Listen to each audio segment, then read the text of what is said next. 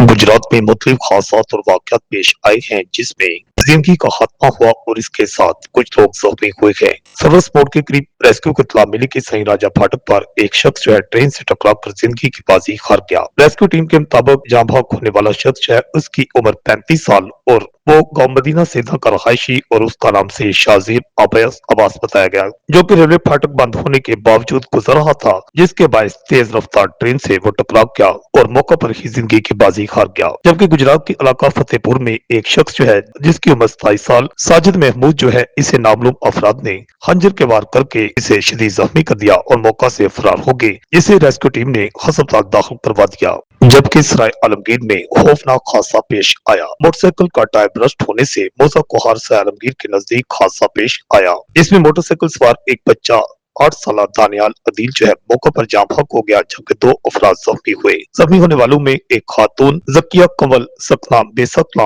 और 17 साल अब्दुल्ला शरीफ शामिल हैं। जख्मियों को अस्पताल दाखिल करवा दिया गया, जबकि बच्चे की नाश को अस्पताल दाखिल करवा दिया गया। जबकि गुजरात और कोटला अरबली खां में आग लगने के वाकयात में एक औरत समेत 2 अफराद जल गए। सरिया बाजार में कोटला अरबली खां के इलाका में रेस्क्यू टीम के मुताबिक एक खातून 80 साल सकीना बीबी घर में किचन के अंदर सिलेंडर से गैस लीकेज होने के बायस अचानक आग लगने से 100% जल गई, जिसे अस्पताल ले जाया गया। स्टाफ के पहुंचने से पहले ही वो वफात पा चुकी थी। बाकी ने डेड बॉडी अस्पताल शिफ्ट करने से इनकार कर दिया। जबकि एक और वाकया गुजरात में टायर मार्केट थाना लारी अड्डा के करीब पेश आया, जहां बताया जाता है कि एक लड़का जिसकी 18 साल उम्र यूनुस जो है वो चूल्हा जलाते हुए अचानक आग लगने की वजह से बुरी तरह झुलस गया, जिसे तशवीशनाक हालत में अस्पताल दाखिल करवा दिया गया है। रिपोर्ट आकाश नियाजी।